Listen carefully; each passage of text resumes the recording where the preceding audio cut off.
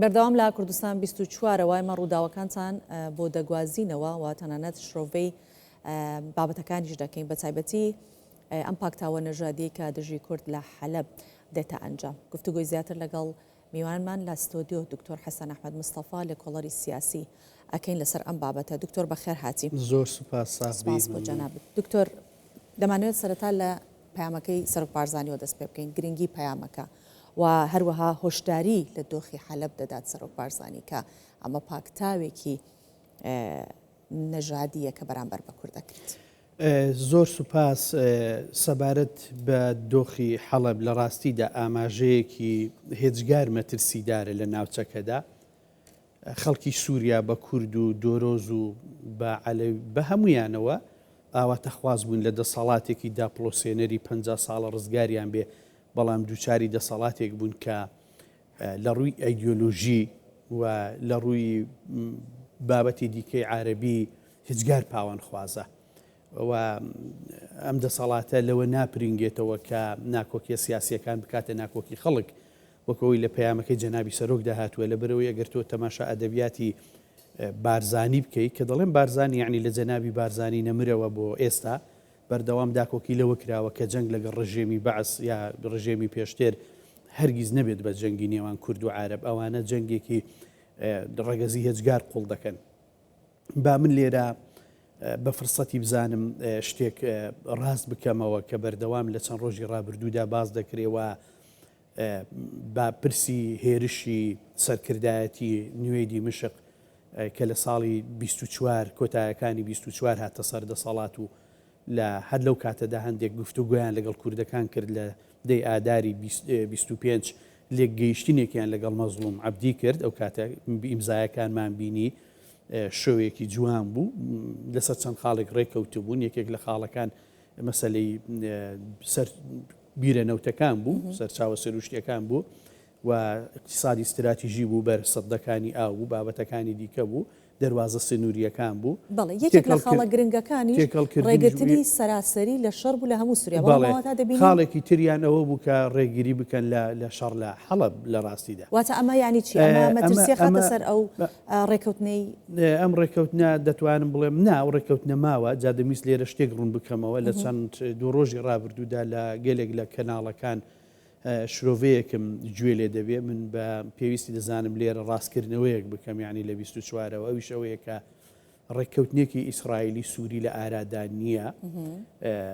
یا ئەوانەی کە قسەی لەسەر دەکەن دەڵێن ئەومە کورد فرۆشرا و ئیسرائیل و ئەمریکا، لە ڕاستیدا ئاگاداری کۆنتێکستی نێوان ئیسرائیل و سووریانین. کۆنتێکستەکەی بەم شێوەیە سێ خاڵ لێرەدا بۆ من گرنگن. یەک ئایا بەڕاستی ئەمە ئیسرائیل و ئەمریکا گڵۆپی سەوزیان پێ کردووە؟ دووەم لە ڕاستیدا ئایا لەوێ کیانێک بۆ کورد لە ناو حەڵەب دەمێنێتەوە و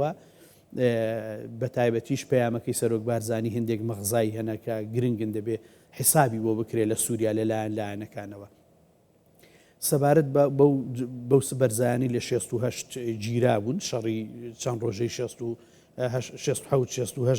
تا 68 کۆتایی 68 ناکۆکیەکان بەردەوام بوون، بەرزایەکانی جۆلان ئەمە بوو. لە 73 سووریاویستی دەستی بەسەردا بگرێتەوە، ئەوە بوو ئیتیفاقی لە 74 کرا. ئیتیفاقەکە دانی پێدا نەنرا بە ئیسرائیل، یعنی دەوڵەتی ئەساد ئیسرائیلی بەڕسمی نەناسی، ئەوانیش سووریایان بەڕسمی نەناسی و ئیتیفاقێکی ئیمزاکراوی گرنگیشی نییە تۆ بێ وەری بگری. لێک تێگەیشتنێکی ئەمنیە، ئەم ناوچەیە لە چەکدا دەماڵن، ئەو چەکانی لێ نابێت کە مەترسیان لەسەر یەکتر هەیە و ئیسرائیل لە جۆلان دەمێنێتەوە. ینی مجەڕەت ئەو لێک تێگەیش نەبوو، بەڵام کاتێک بە هۆی ڕووداوەکانی کۆتایی 2024 ناکۆکیەکان گەیشتنەوە نێزیک بە جۆڵان، ئیتیفاقەکە خۆی ئۆتۆماتیکی نەما. ئێستا بەس ئەبدەیتی ئیتیفاقەکە کراوە، لێک تێگەیشتنێکی واقوڵی نێوان ئیسرائیل و ئەحمەد شەرع نییە بۆ ئەوەی ئەوان ئاماژە بە لێدان لە حەڵەب ئەوە بدەن. سەبارەت بە ئیسرائیل هەتا ئێستاش قبولی نییە سووریایەکی مرکزی دروست ببێ و تەنانەت لە 12 سەعاتی ڕابردوودا ئیسرائیل هەندێک خاچی سووریاشی لە خونەی ترەوانە کۆنتترۆل کردووە. ئەو خاکێک کە دەبێت بە ژێری ئیتیفاقەکەی پاریس لە چەکدا بمادرێ، سوورە لەسەر هاتنە پێشەوە. بۆیە دەتوانم بڵێم ئەمە خاڵێکی ترە. بەڵێ باش کەواتە ئەوەی کە لە حەلب ڕوئەدا ئێستا چییە پەیوەندی بە کامیەک لەم بابەتانەوە زۆر پرسیارەکەم بەجێ بوو دەتوانم بڵێم دەرفەتی ئەوەی کە وەڵامی پێشەوەش تەواو بکەم بۆت کردمەوە دان پێدانانێک بە سووریا هەیە لەبەرەوەی ناکرێ عێراق لە بەردەستی شیعە بێ و سووریاس لە بەردەستی شیعە بێ کە سووریا لە بەردەستی سونەکان هەر ڕەنگ و ئایدۆلۆژیایەک بن لە ڕیال پۆلۆتیکی پەیوەندی نێودەوڵەتیەکاندا هیچ گرنگ نییە گرنگ ئەوەیە دەسەڵاتێک لە ئەوێ هەیە ئەم دەسەڵاتە بەڕسمی دەناسرێ وە کاتێکیش ئەم دەسەڵاتە جیایە لە دەسەڵاتی شیعە عێراقی بۆ کۆمەلگای نێودەوڵەتی و بۆ پان عارەب زۆر گرنگە لەبەرەوەی ناکرێت ئێرانی ئیسلامی شیعە عێراقی ئیسلامی شیعە سووریا ئیسلامی شیعە ئەمە شتێکی زۆر مەترسیدار بوو بۆیە هەموو لایەک پێشوازیان لێکرد و کاتێک ئەحمەد شەرع و تیمەکەی ئەسعەد شەیبانی و ئەوانە ئەبینن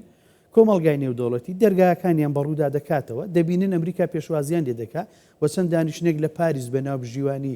ماکرۆن و بڵین وەزیری دەرەوەی فەڕەنسا هەنا دەبینێ کە ئەگەر هەر شتێک بکات شەرع ئێستا دەرفەتی لایەنەکان نییە بەتوندی لێ بدەن بەرژەوەندێکی گەورەتر تێک بدەن لەبەر ئەوەی یەکێک لە لاوازیەکانی حەڵب ئەوەیە کە واتە لەم کۆمەڵکوژیە لەم پاکتاوکردنی باڵێ نەژادیە بێدەنگە بن بەڵێ خۆی بێدەنگ بوون لە ئیتیفاق مهمترە کاتەکەی وایە نەک ئەوەی گڵۆپی سەوزیان بۆی پێکردووە دەرفەتی ئەوەیان نیشتە گەورەکەی کە لە نێوانیاندا هەیە خراپ بکەن ئەمە خاڵی دووەمینیان بەداخەوە چۆن باکو بڵین خاکەکانی ئەودی و فورات کە ئێستا کوردەکان دەسەڵاتیان بەسەریدا هەیە شوێنی وەبەرهێنانی ئەمریکی و حیساباتی ئەمریکی و ئەرز و ئاسمانەکەی ئەمریکیە حەڵب بەو شێوەیە نییە وەبەرهێنانێکی ئەمریکی تێدا نییە گەرنتۆر هەناوی بە زمانی ئەوان بەکاری دێنن دەوڵەتانی ئەوروپان تا ڕادەیەک جار ناش نوێنەری بڵێن تایبەتی لەوێ و ئەوانە قسەیان کردووە بەڵام سەبارەت بە ئەمریکا هیچ ناڕزایەتێکی استراتیجی لەسەر حەڵب ئەنجام نادا ئەمە دەرفەتی لێوەرگیراوە باشە کەواتە مەترسی شەڕی ناوخۆ هەیە کە ئەم شەڕە درێژە بکێشێت یان بە شێوازێکی تر بەردەوامبوونی ئەم شەڕە لە بەرژەوەندی کێیە دەزانی من یەک ڕاستیت پێ بڵم کە بە گوێرەی تایبەتمەندیم بۆ پەیوەندیەکان من پێم وایە ئەگەر ئەم شەڕە چەند ڕۆژیش کە درێژێ بکێشێ لەسەر تاسەرەوە جەماعەتی قەسەدە هێرش دەکەنە سەر هێزە لاوازەکانی ئەحمەد شەرع نە لەبەر ئەوەی کە قەسەدایان سەدەف هێزەکانی سووریای دموکرات یا بڵین مەزڵوم و ئەوان دەیانەوێت کیانێک لە ناو حەڵب دروست بکەن لەبەر ئەوەی لە ڕووی ڕەمزیەوە زۆر مەترسیدارە حەڵب بەو شێوەیە بشکێ بۆ کورد لە هەموو پارچەکان بە تایبەتی بۆ باکووری ڕۆژهەڵاتی سووریا زۆر خەتەرە بۆیە ئەگەر شەڕی ئەهلی دروست نابێ بەڵام شەڕ لە جەبهەکانی کە بۆی باری حەڵب سوکەن دروست دەبێ و ئەو هێزانش کە ئەو شەڕە دەکەن لە ڕاستیدا هێزی سوڵتان موراد و دوو فیرقەکەی دیکە سەر بە تورکیان و لەوێ دەسەڵات و حکوومەتی خۆجێی حکوومەتی لەژێر کاریگەری تورکیادایە ئەوەی کە دەتوانێت لەم نێوەندەدا ڕۆڵ ببینێ بۆ ڕاوەستاندنی ئەم شەڕە دیبلۆماسیەتە لەگەڵ تورکیا نە لەگەڵ ئەحمەد شەرع چونکە شەرع زۆر دەسەڵاتی وەستاندنیشی نییە بەڵام سەپۆرتی ئەکا بەڵام پشتیوانی ئەکا بەس ناتوانێت بیوەستێنێ لەبەرەوەی تا ئێستا ناوچەکان بە گوێرەی دابەشبوونی جیۆپۆلۆتیکی و نفوس لە سووریا گۆڕانکاریان تێدا هەیە. پێشبینیت بۆ تورکیا چییە بۆ ئەم شەڕەکە نێوێندگیری ئەکات بە شێوەیەکی نێوێندگیر ئەچێتە ئەوێ ناهێڵە شەڕەکە درێژە بکێشێت لە چەند ڕۆژێک تورکیا بۆ خۆی سەپۆرتی ئەم شەڕە دەکا باش نییە بەڵام ئەوەیە کە لە ڕووی سەربازیەوە هێزەکانی دەوڵەت یا گروپەکان لە هێزە کوردیەکان لاوااسترن سەبارەت بەو دووگەڕێکی مەسەلەن ئەشرەفی و شێخ مەقسوود من لە نەوەتەکان لە ناویدا بووم گەڕاوم و ئەو کاتی دەسەڵاتی خۆسەری کوردەکانی تیا بووە لە سەردەمی ئەسەد لە نەوەتەکانەوە بۆیە لە کاتێک ئەم شەڕە بەس مەترسی بۆ کورد هەیەیان بۆ پێکاتەکانی بۆ هەموو پێکاتەکانی دیکە هەیە لەبەر یەک شت بەس ئەوم تەواو کرد بە لە 2012ەوە سەرۆکی خۆی هەیە هاوسەرۆکی هەیە ژن و پیاوێک مەجلیسیان هەیە و جۆرێک لە هەموو دەسەڵاتەکان و کیانی کوردی تێدا هەیە لەو دووگەڕەکە ینی حکوومەتێکی سکۆڵەیە لە ناو حکوومەتەکە مەترسیەکە چییە بۆ وەڵامی پرسیارەکەت حەڵب دووەم شاری گەورەی سووریایە هەر هێزێک لە حەڵب دەسەڵاتی تەواوی نەبێ لە ڕووی دەرونیەوە لە ڕووی میکانیک و پێکهاتەییەوە پێی وایە کە دەسەڵاتی بەسەر سووریادانە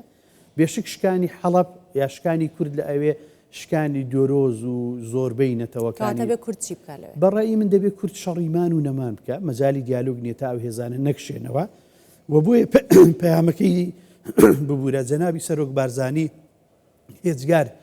بەجێ بوو لە کاتی خۆیدا بوو گرنگ بوو لەبەر ئەوەی بەڕاستی ئەمە ئاماژەیەکی زۆر بەترسیدار ئەگەر چاپۆشی لە هەندێک هەڵمەتی ئەنفال نەکرا بە چیمیایی هەڵەبجە لێ ئەدرا نەخیر ئەگەر چاپۆشی لەمە بکرێت شوێنەکانی تریش دەکەونە بەردەم کۆمەڵکوژی و دوای حکوومەتی عێراقیش جورئەت وەردەگرێ و خەڵکی تریش بۆیە دەبێت لە ڕۆژهەڵاتی ناوەڕاستێکدا کە ئێمە تێیداین و ئێستا قسە دەکەین ڕێگا لەم سەرڕۆیانە بگیرێ بەداخەوە کۆمەلگای نێودەوڵەتی چاوپۆشی لەم شتانە دەکات لەبەر ئەوەی دەسەڵات تا ئێستا دەسەڵات لە سیستەمی ئێستای زاڵی جیهاندا لە وێستڤەلیاوە لە 1600ەکانەوە کلیلی حورمەت و کلیلی پەیوەندی و کلیلی قسە ڕۆیشتن و هێز و ئیرادە و قسەی کۆتایی لە دەست دەوڵەتە ئەو دەوڵەتە هەر کەسێک بێ ئەگەر تیرۆریستیش بێ مادام دەوڵەتە سیستەمی نێودەوڵەتی ئەو دەناسێت باش بەڕێبەراتی خۆسەر ئەو دۆخی کە لەوێ هەیە ئاماژە بۆ کاڵت دڵە ئێمە بەرگری لە خۆمانەکەین ئەوەی کە ئێمە دەیکین تەنیا بەرگریکردنە لە خۆی کەس هەیە بەهانایانەوە بچێت لەم بەرگریکردە بەرگەی ئەم شەڕە ئەگرن ئێستا دەزانی ئەمڕۆ شاهیدی دیبلۆماسێتێکی مۆدێڕنی زۆر مەترسیدارین یا تەداخولێکی مۆدێڕنی زۆر مەترسیدارین ترەمپ و دوو جارە قسە دەکە هەردوو جار دەڵێ کورد لە کەرکووک شەڕی نەکرد منیش بۆیە تەماشام کرد شەڕ بوو باە سەنگەرەکان بەرنەدرابان لە ڕاستیدا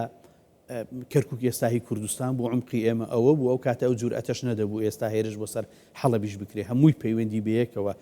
ئەمە ئەبێتە دەرسێک بۆ بەڕێبەراتی خۆسەر و دەزانی بەڵێ بەڕێوەبراتی خۆسەر بۆیە دەبێ ئەم جەنگە بکە و خەڵکی ئەوێ ئەگەر ئەم جەنگە نەباتەوە لە ڕاستیدا زۆر زەحمەتە جارێککە بە ئاشتیش لەوێ کوردەکان کە نزی کە 200,000 کەسێک دەبن 50,000 کەسێکی دیکە لە ناویاندایە عارەب و ئەوانە کە ئەوان شۆ کوردەکان خەڵکی مولایی من وا باز دەکرێت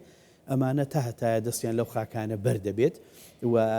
دەرفەت بۆ هێرش بۆ ناوچەکانی دیکەش دروست دەبێت دیبلۆماسیەتی مۆدێڕنی ئەم سەردەمە چییە لە ڕاستیدا خەڵک تەماشات دەکە ئایا تۆ جەنگ دەکەی یاننا ئەگەر بجەنگی توانای داکۆکی لە خۆکردنتە بێ بێشک پشتیوانیت دەکەن یاسای نێودەوڵەتی بەجێیە دەوڵەتەکان بەڕسمی دەناسێ بەڵام هێزە شارکەرەکان قسەی کۆتایی دەکەن مادۆرۆ شەڕی نەکرد ئێستا دەستەکانی کە لە بچەن و نەوتەکەی وا دابش دەکرێت و وڵاتێکی دیکەش بەم شێوەیە بەس جەنگ بکە هەموو یاسایەکان لە خزمەتتدان و دیبلۆماسیەتیش لە خزمەتتدایە ئەوەی کە ئەحمەد شەرعی یا ئەحمەد شەرعی لایەنەکانی دیکە بە دەرەجی یەکەم و ئەویش بێدەنجی هەڵبژاردە و کە بزانێ سەرکەوتوو دەبن لە پشتیانە و لێدوانیشی دەبێ هەڵیان بژاردووە کاتێکە کە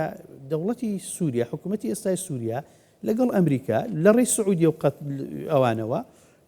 ئیماراتەوە لە ڕێی فەڕەنساوە لەگەڵ کۆمەلگانی و دەوڵەتی لە ئاشتەوایەکدایە بۆیە کاتێکی هەستیاریان هەڵبژاردووە بۆ ئەوەی